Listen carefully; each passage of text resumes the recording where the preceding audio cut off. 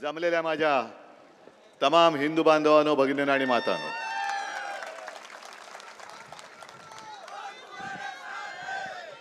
एका गोष्टीचा मला नक्कीच अभिमान आहे की शिवसेना म्हटल्यानंतर हिंदुत्व योगाने आलंच, पण तरी देखील मुस्लिम समाज आपल्यासोबत मोठ्या संख्येने आलेला आहे, याचा मला आनंद आहे, नक्कीच आनंद आहे. आता काही जण म्हणतील ज्यांच्या पोटात दुखतं, दुखलंच पाहिजे, दुखायलाच पाहिजे, ते म्हणतील आणि हिंदुत्व सोडलं का? अजिबात नाही, बरोबर आहे. कारण शिवसेना प्रमुखांनी जे मला शिकवलेलं, माझ्या आजोबांनी शिकवलेलं ते मी हिंदुत्व मानतो. या गोमूत्रधाऱ्यांचं हिंदुत्व मला मान्य नाही. आणि जे शिवसेना प्रमुख सांगायचे, कधी पण मी भाषणातली वाक्य काढून दाखवू शकतो की कधीही शिवसेना प्रमुख सामान्य मुस्लिम समाजाबद्दल एक अपशब्द सुद्धा बोलले नाही. ते नेहमी बोलले ते अतिरेक्यांविरुद्ध आणि देशद्रोह्यांबद्दल बोललेले आहेत. आणि माझं पुढचं भाषण सुरू करण्याच्या आधी मी काल एका सभेत बोललो होतो आणि दसरा मेळाव्यात बोललो होतो, संभाजीनगरला बोललो होतो. ते पुन्हा एकदा स्पष्ट करून सांगतो, कारण तो एक शब्द घेऊन हे जे पोटावळे आहेत ना, त्यांनी सुरुवात केली, यांना बघा कोणाचं प्रेम आलंय. होय, मला मी जे सांगणं त्याचं प्रेम आहेच. आणि ते उदाहरण म्हणजे औरंगजेबाचं. तुम्ही कालचं माझं भाषण ऐकलं असाल, चॅनलवाल्यांनी ते दाखवलेलं आहे. तुमच्याही मनात प्रश्न आला असेल की अरे, हा बाळासाहेबांचा मुलगा एकदम औरंगजेबाचं कौतुक करायला लागला. हे कोणता औरंगजेब? जो आपल्या छत्रपती शिवाजी महाराजांच्या हिंदवी स्वराज्यावरती चालून आला होता तो औरंगजेब नाही. तर काश्मीरमध्ये आपल्या सैन्यातून आपल्या देशासाठी अतिरेक्यांशी जो लढला आणि सुट्टी असताना तो परत चालला, तो घरी जात होता, मधल्या रस्त्यातून त्याचं अपहरण केलं गेलं, अतिरेक्यांनी अपहरण केलं, पाकड्यांनी अपहरण केलं आणि त्याला हाल करून मारला. कोण होता औरंगजेब? मुसलमान होता. कोणासाठी लढला? आपल्या देशासाठी लढला. आणि नुसता लढला नाही, तर त्याला अतिरेक्यांनी हाल करून मारला, छळ करून मारला. मग तो औरंगजेब मुसलमान असला तरी आपल्या देशासाठी ज्यांनी बलिदान केलं तो आपला मानायचं नाही? मानायचं नाही. आणि हेच तर आमचं हिंदुत्व आहे. आमचं हिंदुत्व हे देवळात घंटा बडवणारं नाही आहे, अतिरेक्यांना ठोकणार आहे. आणि अतिरेक्याने हा नाही विचार केला की अरे, हा औरंगजेब आहे, आपल्याच धर्माचा आहे, सोडला नाही त्याला. तू हिंदुस्थानच्या बाजूने लढलास, हिंदुस्थानच्या बाजूने लढलास, तू मुसलमान असलास तरी आम्हाला शत्रू आहेस, आणि त्यांनी त्याला मारला. तो औरंगजेब, तो मी माझा म्हणतोय. काय माझं चुकतंय? अत्यंत स्पष्ट आहे ना. मी जे बोललो आता मगाशी भास्कररावांनी तुम्हाला आवाहन केलं, गीते साहेबांनी केलं, तुम्ही जोरात हो केलं. मी बोललोय ते तुम्हाला पटते की नाही पटते? एकदा हो की नाही सांगा. मग ही आमची स्वच्छ भूमिका आहे, स्पष्ट भूमिका आहे. ह्याच्यामध्ये आम्ही कधीही अरे आत्ता मी काय तुम्हाला काय पुढका आला याच्यातला भाग नाहीये. ज्या वेळेला आपलं युती सरकार होतं, भारतीय जनता पक्षाचे गोपीनाथ मुंडे हे उपमुख्यमंत्री होते, मनोहर जोशी मुख्यमंत्री होते, तेव्हा तुम्हाला सर्वांना माहिती आहे जिथे आम्ही राहतो कलानगर मातोश्री आहे त्याच्या बाजूला आता ती जागा या लोकांनी बुलेट ट्रेनसाठी गुजरातच्या घशात घातली. हो, त्यांच्यासाठी घातली. तिथे एक मोठा मुस्लिम समाजाचा इस्तेमा झाला होता, आठवते? साबिर भाई आमचा मंत्री होता. साबिर भाई कोण होता? साबिर शेख कोण होता? तो पण शिवभक्त होता. आणि त्यांनी विनंती केली, बाळासाहेबांनी सांगितलं दिली, कर, काय करायचं कर. लाखो मुस्लिम आले होते. आणि तेव्हा सरकार जरा थोडं घाबरलं होतं, आपलंच सरकार होतं. मुंबई पोलीस कमिशनर वगैरे सांगत होते की बाळासाहेब जरा तुम्ही त्या दिवसांमध्ये घरी नाही थांबलं तर बरं. तुला का नाही, इकडे लाखोच्या संख्येने मुसलमान येतील आणि तुमच्या घराच्या बाजूलाच आहे. तुला मग काय झालं, मी घरात राहणार, कोणी नाही येणार म्हणे माझ्या इकडे, काळजी करू नका, अजिबात करू नका. मी देशद्रोह्यांच्या विरुद्ध आहे, मुसलमानांच्या विरुद्ध नाहीये. आणि मुंबईमध्ये तो इस्तेमा व्यवस्थित पार पाडला.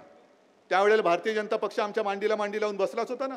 तर त्यावेळेला त्यांनी हिंदुत्व सोडलं होतं सत्तेसाठी. ही भूमिका स्वच्छ आहे. आज मी माझ्या भाषणाला पुढे जाण्याच्या आधी काल जसं आपल्या देशाचं एक एक काय त्याला म्हणायचं टेम्पररी अर्थसंकल्प मांडला निर्मला सीतारामनबाईंनी, त्याच्यावरती मी बोललोच. पण आज मुद्दामून मुंबई महापालिकेचा अर्थसंकल्प सादर केला. तुम्ही म्हणाला अहो तुम्ही म्हसळ्यामध्ये आलाय, श्रीवर्धनबद्दल बोला, म्हसळ्याबद्दल बोला, मुंबईबद्दल काय बोलता? नाही, मुंबई आपली राजधानी आहे, तुमची सुद्धा राजधानी आहे, माझ्या महाराष्ट्राची राजधानी आहे. जी हे लुटतायत, सगळं मुंबईचं ओरबाडून नेत आहेत, डायमंड मार्केट घेऊन गेले, मोठमोठे ऑफिसेस घेऊन गेले, सगळे उद्योग घेऊन जात आहेत. मुंबईची अत्यंत मोलाची जागा ती बुलेट ट्रेनच्या घशामध्ये घातली. आरेची जी जागा पर्यावरणासाठी आम्ही राखून ठेवलेली तिची वाट लावून टाकली, त्याच्या पलीकडे कांजूरची जागा घेतली. आणि मुद्दामून तुम्हाला सांगतो, कारण काही काही वेळेला असं होतं की युती सरकार आपलं 95 साली होतं, मला वाटतं त्याच सुमारास हिंदू हृदय सम्राट शिवसेना प्रमुखांच्या हस्ते वांद्रे ते वरळी या सेतू पुलाचं भूमिपूजन झालं होतं.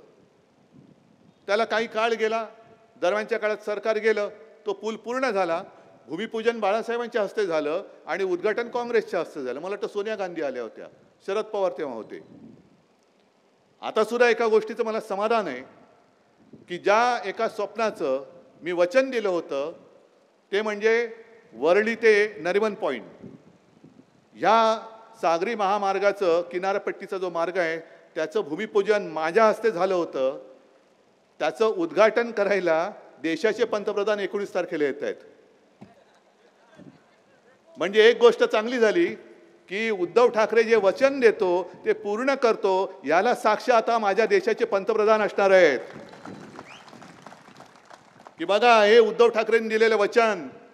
आणि कदाचित तो बोर्ड आता काढला असेल, कारण तो परवडणार नाही त्यांना कोणाच्या हस्ते भूमिपूजन झालं. पाहिजे तर मी फोटो पाठवतो, बातम्या पाठवतो की उद्धव ठाकरेंनी वचन दिलं होतं, उद्धव ठाकरेंनी भूमिपूजन केलं होतं आणि आता तुम्ही त्याचं उद्घाटन करतात. मला अभिमान आहे, मला आनंद आहे की माझ्या वचनाची पूर्ती पंतप्रधान करतायत. ह्याच्यामध्ये दिल्लीचं एका पैशाचं श्रेय नाही. हा सगळा जो काय मार्ग आहे तो मुंबई महापालिकेच्या कष्टाच्या पैशाने केलेला महामार्ग आहे. पण प्रधानमंत्रीजी तुम्ही मुंबईत येतात, तुमचं मी स्वागत करतो. पण आल्यानंतर तुम्ही तुमच्या बाजूला एक फूल दोन हात जे बसतील त्यांना विचारा जरा की अरे एवढं मोठं बढिया काम करोनाच्या काळात सुद्धा मुंबई महापालिकेने पूर्ण केलं. काय महापालिकेची ताकद आहे. तो मोठा ते मशीन आणलं होतं, त्याचं नाव आदित्यने ठेवलं होतं मावळा. त्यातनं तो टनेल पूर्ण केला, सगळं केलं. न थांबता न थकता करोना काळात सुद्धा रात्रंदिवस काम करून हे काम पूर्ण केलं. म्हणून निवडणुकीच्या आधी प्रधानमंत्रीजी तुम्हाला फीत कापण्याचं श्रेय मिळतंय, त्याचं धन्यवाद माझ्या मुंबई महापालिकेला द्या. आणि ज्यांचा काडीचाही संबंध नाही असे एक फूल दोन हात जे तुमच्या बाजूला बसतात, एक पैशाचं त्यांचं योगदान नाही आणि श्रेय तर अजिबातच नाही. कल्पनाशक्ती त्यांची नाही आहे, कल्पनाशक्ती ही आपली होती, आपली आहे. त्यांना सांगा अरे नालायकानो, तुम्ही करत तर काही नाही मुंबईसाठी, पण करोना काळात सुद्धा मुंबईने हे काम पूर्ण केलं. त्याच करोना काळामध्ये मुंबई महापालिकेने जे अपूर्व असं काही काम करून ठेवलेलं आहे, धारावी मॉडेल जगभरात प्रसिद्ध झालं, त्याचं श्रेय तुम्ही देत नाहीये. त्याच्यासाठी तुम्ही मुंबई महापालिकेला बदनाम करतात. म्हणजे दिल्ली सरकारला जमलं नाही ते माझ्या मुंबई महापालिकेने करून दाखवले, याबद्दल मला मुंबईचा अभिमान आहे. जे तुम्ही नाही करू शकलात ते माझ्या मुंबईने केलं आणि तुम्ही करू शकला नाहीत म्हणून तुमच्या पोटात दुखतंय आणि त्याच्यासाठी ती भ्रष्टाचार नसलेली खिचडी तुम्ही खाल्लीत म्हणून तुमच्या पोटात दुखतंय. कसला भ्रष्टाचार आहे. आणि करोना काळामध्ये मी सुद्धा इकडे बघितलं ना, सगळे मुस्लिम आले आहेत, हिंदू आलेले आहेत, काल जैन होते. तुम्ही मला सांगा तुमच्यात मी मुख्यमंत्री असताना करोना काळात भेदभाव केला होता का? ना धारावीमध्ये केला, ना कुठेही केला नाही, मालेगावमध्ये सुद्धा केला नाही. कारण जेव्हा आम्ही शपथ घेतली मुख्यमंत्री म्हणून, ती संविधानाची शपथ घेतली. ज्या संविधानाची शपथ पंतप्रधानांनी सुद्धा घेतलेली आहे, तीच शपथ त्याच घटनेवरती हात ठेवून मी शपथ घेतलेली होती. सगळ्यांशी समानतेने वागेल. मी कुठेही भेदभाव नव्हता केला आणि करणार नाही. शिवसेना रक्तदान शिबिर घेतं, आमचं रक्त कोणाला जातं, हिंदूला जातं, मुसलमानाला जातं, आम्ही नाही बघत. पण जे काम केलं आहे, तुम्ही चांगलं काम कराल, तुमची आम्ही तारीफ करू. पण जर मी नाहीच, मी अनेकदा सांगितलेले की कोरोना काळामध्ये देशामध्ये सर्वोत्तम मुख्यमंत्र्याचा बहुमान पहिल्या 5 मला नेहमी मिळाला. हे माझं कर्तृत्व नाही, हे सगळं माझ्या जनतेचं आणि प्रशासनाचं हे कर्तृत्व आहे. त्यांच्यामुळे म्हणजे हे त्यांचं नाव मुख्यमंत्री म्हणून माझं नाव त्याच्यात आलं, माझं नाही आहे काय त्याचं श्रेय. पण आपल्याला जर का आपल्या लोकांची तारीफ करता येत नसेल तर कपाळ करंटे टीकाकार असतात जे आपलेच, त्यांना अभिमान वाटायला पाहिजे होता की जगाला जे जमलं नाही, जगाने ज्याची तारीफ केली ती मुंबई, त्या मुंबई महापालिकेचं कौतुक करायच्या ऐवजी तुम्ही मुंबई महापालिकेला बदनाम करताय. आणि ज्या मुंबई महापालिकेने स्वतःच्या हक्काच्या पैशाने, केंद्राच्या पैशावरती नाही, जो सागरी महामार्ग केला त्याचं श्रेय घ्यायला प्रधानमंत्री येत आहेत. प्रधानमंत्रीजी तुमचं मुंबईत स्वागत आहे. फक्त आशा एक आहे, कारण गेल्या वर्षभरात मी तिकडे काही गेलेलो नव्हतो. निवडणुकीच्या साठी घाईगडबडीने हा अर्धवट तर तुम्ही ओपन नाही करत, म्हणजे एकच बाजू ओपन केली, कर दो का पूर्ण करताय. ते आता 19 तारखेला कळेल की पूर्ण ब्रिजचं उद्घाटन करताय, महामार्गाचं करताय की अर्धवट घाईघाईनी श्रेय घ्यायला करताय, ते कळेल. पण निदान एक गोष्ट नक्की की त्या निमित्ताने पंतप्रधानांना आपल्या मुंबईची ताकद काय ती कळेल, की मुंबई आपल्या ताकदीवरती काय करू शकते. ही मुंबईची ताकद आहे. बाकी सगळा आनंदी आनंदच आहे. इकडे आज मला आल्यानंतर जे गीते साहेब बोलले त्यावेळेला जी पोटनिवडणूक झाली होती, मला खरंच तुमच्या सगळ्या श्रीवर्धनकरांचे आभार मानायचे, धन्यवाद द्यायचे. ते एवढ्यासाठी द्यायचे की त्यावेळेला एका, मगाशी तुम्ही कोण काय बोलला त्याचं नाव, म्हणजे कळलं सगळ्यांना, त्याला शिवसेना प्रमुखाने लात मारून हाकलून दिला होता. तो गेला नव्हता, त्याला हाकला होता, गेट आउट. आणि काळ थोडासा विचित्र होता. एका मागोमाग एक पोटनिवडणुकीत आपण पराभव स्वीकारत होतो. श्रीवर्धनची पोटनिवडणूक आली, काय करायचं, कोण लढणार. मग आपले तुकाराम बुवा उभे राहिले आणि तुकाराम बुवांनी तुम्हाला सगळ्यांना सोबत घेऊन चमत्कार करून दाखवला. आणि ती आपली जी मालिका चालली होती ती त्यांनी खंडित केली. याच्यासाठी तुकारामजी तुमचं आणि तुमच्या सगळ्या श्रीवर्धनकरांचं मी खास लाख तुम्हाला धन्यवाद देतोय. तेव्हाची परिस्थिती वेगळी होती, आताची परिस्थिती वेगळी आहे. आता नवगणे तुमची उमेदवारी मी बोलायच्या आधी जाहीरच झालेली आहे, त्याच्यामुळे मला पर्यायच नाही आहे. हे नाही पर्याय नाही, मी गमतीने बोललोय, पण त्यांना मी मनापासून शुभेच्छा दिलेल्या आहेत. आणि हा श्रीवर्धन माझा भगव्याचा हक्काचा बालेकिल्ला आहे, हक्काचा बालेकिल्ला आहे. बाकी घराणेशाहीबद्दल भास्करराव जे काय बॅटिंग करून गेलेत, आता मी वाट बघतोय घराणेशाहीला विरोध करणारे प्रधानमंत्री तटकरेंच्या घरातल्या किती लोकांना तिकीट देणार आहेत. होऊनच जाऊ द्या आता.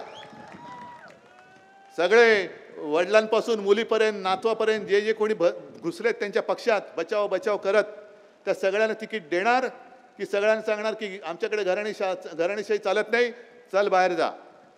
आणि तिकीट नाही दिलं तर मग मला तटकरेंना विचारायचंय की तुम्ही तरी देखील जे त्यांच्या ताटाखालचं मांजर झालं ते तसेच राहणार की परत पवार साहेबांकडे येणार. कारण पवार साहेबांनी सगळं त्याने दिले, आता भास्कररावांनी सांगितलं. मग सगळं ज्यांनी दिलं त्यांच्याकडे परतणार की ज्या एका लाचारीने तुम्ही गेलात तिकडे त्यांनी तुम्हाला जर का नाकारलं तरी देखील तिकडेच चाकरी करणार, हे सुद्धा उघड सांगा. आणि जर तुम्ही उद्या सांगाल की मला भाजपने तिकीट नाही दिलं तरी मी भाजपमध्येच राहीन, हे निवडणुकीच्या वेळेला कळेल. भाजपमध्ये म्हणजे भाजपच्या सोबत, जवळपास भाजपमध्येच गेलेत ते. कारण असं बोलावं तर लागेल, कारण मी आज एवढ्या जाहीर सभेत बोलल्यानंतर उद्या त्यांना बोलावंच लागेल. आमच्या घरात एकालाही तिकीट नाही दिलं तरी त्याच्यापेक्षा तटकरीजी तुम्ही असं जाहीर करा की भाजपची किंवा प्रधानमंत्र्यांची जी एक धोरण आहे घराणेशाहीला विरोध, ते धोरण आम्ही स्वीकारतो आणि आमचं घराणं राजकारणातून आता निवृत्त होत आहे. तटकरे साहेबांनी जाहीर करावं की आता बस झालं, आम्ही आता जे काय खाल्लं ते आता आधी थोडं पचवतो आणि मग परत बघू. पण आता तूर्त प्रधानमंत्र्यांचं जे धोरण आहे त्या धोरणानुसार आमच्या घरातनं एकही जण निवडणुकीच्या रिंगणात उतरणार नाही, राज्यसभेवर जाणार नाही, विधान परिषदेवरती जाणार नाही, कुठेही जाणार नाही. हे तटकरे साहेब तुम्ही जाहीर करा. नाहीतर प्रधानमंत्र्यांनी सांगावं की नाही ही गद्दारांची घराणेशाही चालेल, पण ठाकरेंची जी कडवट हिंदुत्ववादी आणि महाराष्ट्राच्या मातीत जन्माला आलेली महाराष्ट्राचं हित बघणारी ही घराणेशाही मला चालत नाही, पण गद्दारांची घराणेशाही मला चालते, हे प्रधानमंत्र्यांनी जाहीर करावं. होऊन जाऊ दे. आणि मग तुम्ही निर्णय घ्यायचा रायगडकरांनी, मला मंजूर, तुम्ही द्याल तो निर्णय मला मान्य आहे. मी जो काही फिरतोय जनतेमध्ये, मी नाशिकच्या सभेमध्येच आव्हान दिलं होतं लबाडाला की बंद कडी कुलपामध्ये बसून, कडेकोट बंदोबस्तामध्ये बसून संपूर्णपणे जी सुप्रीम कोर्टाने एक चौकट आखून दिली होती ती तोडून मोडून तू शिवसेना माझ्या चोरांच्या हातामध्ये दिली, माझी शिवसेना चोराच्या हातात दिली. त्याच्यापेक्षा जनतेत तू पण येऊन उभा राहा, मी पण येऊन उभा राहतो आणि ज्याला दिले त्या मिंद्याला पण उभं कर आणि जनतेत सांग शिवसेना कोणाची, जनता कोणाला तुडवेल ते मला मान्य आहे.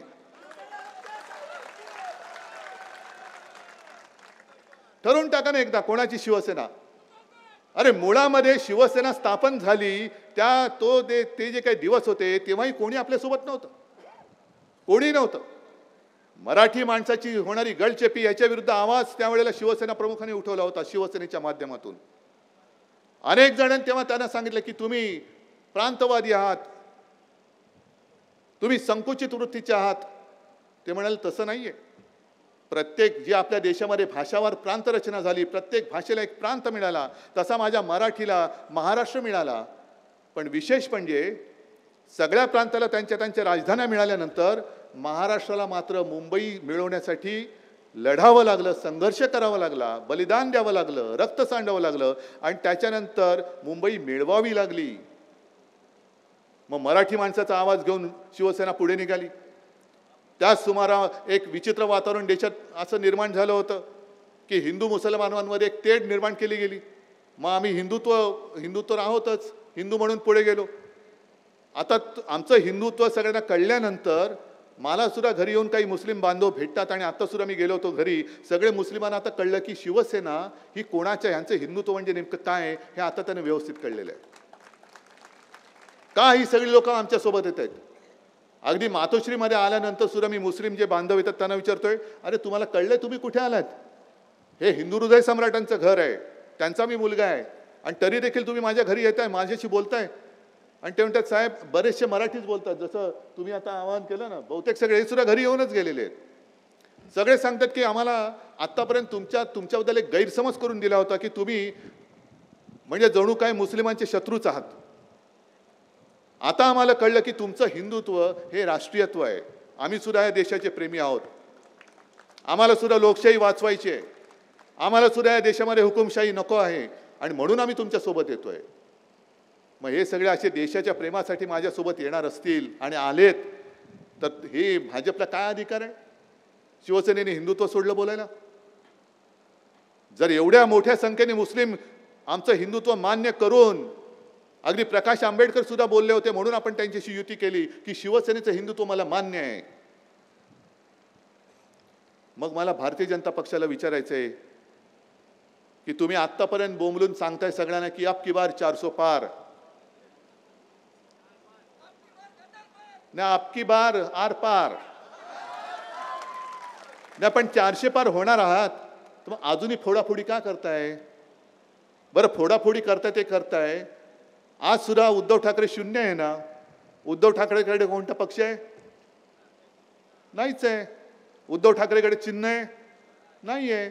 मग उद्धव ठाकरे आणि उद्धव ठाकरेच्या सोबत जे निष्ठेने राहिले त्यांच्या मागे तुम्ही का लागलात? एवढे तुम्ही विश्वगुरू आहात, तुमची महाशक्ती आहे. मग माझ्यासारख्या एका सामान्य माणसाच्या आणि त्या सामान्य माणसाबरोबर असलेल्या अतिथी सामान्य माणसाच्या घराघरामध्ये ईडी सीबीआय का घालताय? कारण तुम्हाला माहिती आहे की सामान्य माणसाची ताकद ही कोणत्याही हुकुमशहापेक्षाही मोठी असते. हुकुमशहा किती मोठा असू दे, हुकुमशहा किती माजू दे, पण जेव्हा सर्वसामान्य माणूस एकवटून जेव्हा एक पोलादी मोठ त्याच्या नाकाडावर मारतो तेव्हा मोठे मोठे हुकुमशहा सुद्धा उतारणे झालेत. हा 500-1000 वर्षापूर्वीचा नाही, आत्ता 100-150 वर्षातला इतिहास आहे. हिटलरपासून सगळ्यांचा, हिटलर असेल, मुसोलिनी असेल, सगळे हुकुमशहा असेच पहिले लोकशाहीच्या मार्गाने. हिटलर तर तसाच गेला, नंतर त्यांनी पोलादी पकडीमध्ये जर्मनी घ्यायचा प्रयत्न केला, पण शेवटी त्याला सुद्धा वाईट पद्धतीने जावं लागलं. ही सर्वसामान्य माणसाची ताकद असते. ही ताकद तुमच्यामध्ये आहे, ही ताकद आहे तुमच्यामध्ये. पण तुम्हाला असं भुलवून टाकायचं, असं एक संभ्रमात टाकायचं की जणू काय आता मीच. आणि मीच म्हटल्यानंतर मी एक उदाहरण मला वाटतं दिलं. आता काय उदाहरणं 30-30 द्यावी लागतात, कारण शेवटी प्रचार म्हटल्यानंतर आपले मुद्दे काय आहेत, आपले विचार काय आहेत हे रिपीट थोडेसे होणारच. जेव्हा आपल्याला विचारतात की हे सगळं ठीक आहे तुम्ही बोलताय, आज मी येताना ऐकत होतो, एक पत्रकार म्हणाले उद्धव ठाकरे एवढे तिखट किंवा कडू काय बोलतात. मी कडू नाही बोलत, मी सत्य बोलतोय. आणि सत्य हे नेहमी कडू असतं किंवा सत्य नेहमी कडू असायलाच पाहिजे असं नाही, पण जे सत्य असतं, कारण आपल्या देशाचं ब्रीदवाक्य सत्यमेव जयते आहे. भाजपने ते सत्तामेव जयते असं केलेलं आहे. सत्तामेव जयते. मी जो उभा राहिलेलो तो मी लोकशाही वाचवण्यासाठी उभा राहिलेलो आहे. लोकशाही वाचवताना जेव्हा आपल्याला विचारतात की पर्याय काय, मग तुम्ही आता मतदार आहात, तुम्ही एक विचार करा, तुमच्या समोर मी जे बोलतोय ते असं कल्पना करा हे तुमच्या बरोबर आहे, तुमच्या समोर आहे. तुम्हाला मतदान द्यायचंय, करायचंय, करणार ना? मतदान तुम्हाला एकालाच करावं लागेल, बरोबर आहे. 10 उमेदवार असतील, 50 उमेदवार असतील, पण तुमचं मत एक माणूस आणि एक मतदार आणि एक मत, बरोबर. मग तुम्हाला मी पर्याय देतो. चला, पर्याय कसा? मतदानाचा पर्याय नाही. एक पर्याय असा देतो की तुमच्या समोर 2 पेले मी ठेवतो, ठीक आहे. आणि 2 पेल्यामध्ये, एका पेल्यामध्ये प्रयोगशाळेत चाचणी केलेलं अत्यंत खतरनाक असं विष आहे आणि त्याच्यावर लिहिलेलं की हा विषाचा प्याला आहे. दुसरा पेला आहे, त्याच्यामध्ये मात्र काय आहे माहिती नाही, पण तुम्हाला मत द्यायचंय. मत द्यायचंय तर तुम्ही जे विष दिसतंय ते प्याल की जे काय माहिती नाही ते प्याल, हे ज्याची त्याची मर्जी आहे. आतापर्यंत 10 वर्षात जे काय झालं आणि या पुढे ज्या दिशेने आपण चाललेलो आहोत, चंदीगडमध्ये जसं दिवसा ढवळ्या लोकशाहीचा मुर्दा पाडला, महाराष्ट्रामध्ये लोकशाहीचा मुर्दा पाडला, तिकडे नितीश कुमारला घेऊन तिकडे सरकार पाडलं, म्हणजे सगळीकडे पाडापाडी करायची.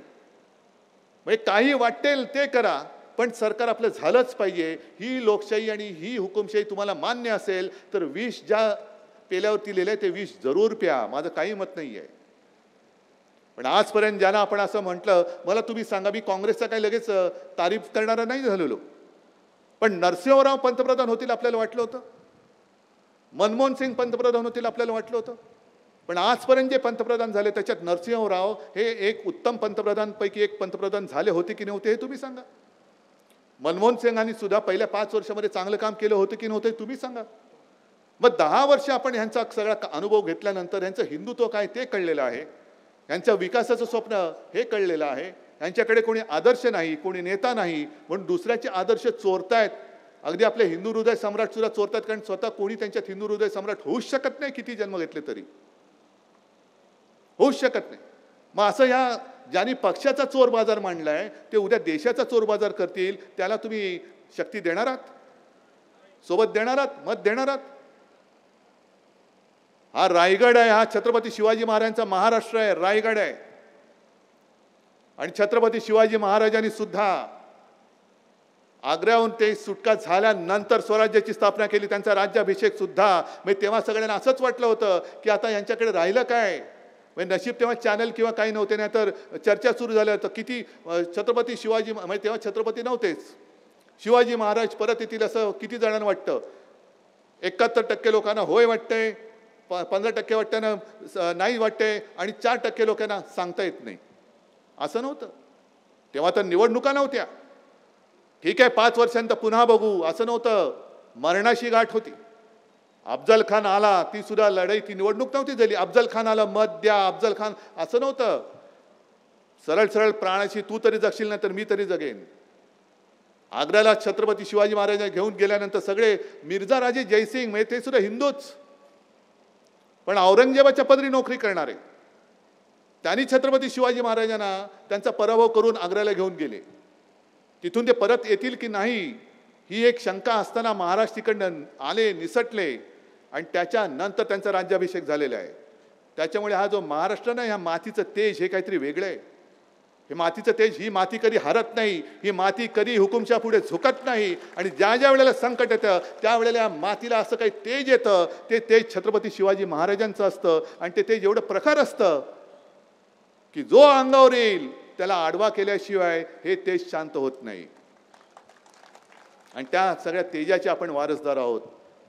इंडिया आघाडीमध्ये कोण राहिले, राहतील, पण माझा महाराष्ट्र काय करणार? छत्रपती शिवाजी महाराज की जय बोलणारा हा माझा महाराष्ट्र आहे.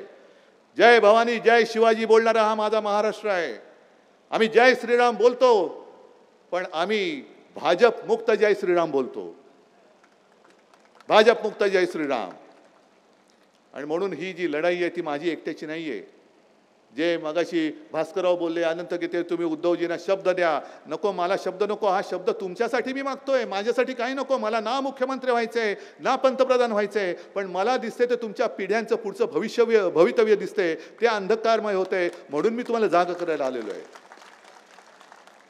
हे मत नुसतं आपण अनंत गीतेंची उमेदवारी जाहीर केली, नवगणींची जाहीर केली, आणखीन कोणाची केली, तिकडे स्नेहलताईची केली, यांना मत दिलं म्हणून मी प्रचाराला आलेलो नाही. त्याला मत म्हणजे तुमच्या उज्ज्वल भवितव्याला मत आहे, नाही तर तुमच्या पुढच्या पिढ्या, जे मी भारतीय जनता पक्षाच्या कार्यकर्त्यांनाही सांगतोय, RSSच्या प्रचारक कुटुंबियांना सुद्धा सांगतोय की ज्यांच्यासाठी ज्यांची तळी तुम्ही उचलताय ते कोणाचेही नाहीत. ते तुम्हाला देखील जसं शिवराज सिंग चौहानानं उचलून फेकून दिलं तसं तुम्हालाही उचलून ते फेकून दिल्याशिवाय राहणार नाही. म्हणून आत्ता जागे व्हा आणि देशावरती येत असलेले संकट हे आत्ताच थोपवा, हे आत्ता थोपवा. आणि म्हणून निर्धार करणार असाल तर एकच, जरा जोरात छत्रपती शिवाजी महाराज की जय बोलून एक हात वर करून मला सांगा, वचन द्या की आम्ही कोणी सोबत असो वा नसो, आम्ही तुमच्यासोबत माझ्यासोबत नको, मला देशासोबत देशाच्या लोकशाहीसोबत आहोत आणि आमच्या भारत मातेचं स्वातंत्र्य आम्ही कोणाला हिरावून देणार नाही. हे एकदाच जरा छत्रपती शिवाजी महाराज की जय बोलून कोणीतरी घोषणा द्या आणि जरा जोरात सांगा मला, छत्रपती शिवाजी महाराज की जोरात. अरे आवाज एवढा मोठा असला पाहिजे, काल बोलत असे छप्पर उडायला पाहिजे, तोपर्यंत मी तुम्हाला उठू नाही देणार. चल दे. छत्रपती शिवाजी महाराज की, छत्रपती शिवाजी महाराज की. चला सगळ्यांना सगळ्यांना मी धन्यवाद देतो. आणि आता झोपायचं नाही, म्हणजे रात्री जागू नका, झोपायचं नाही म्हणजे लोकशाहीच्या दृष्टीने तसं झोपू नका, विचाराने झोपू नका. स्वतः जागे राहा, जनतेला जागे करा आणि आपल्या देशाला वाचवा. जय हिंद, जय महाराष्ट्र.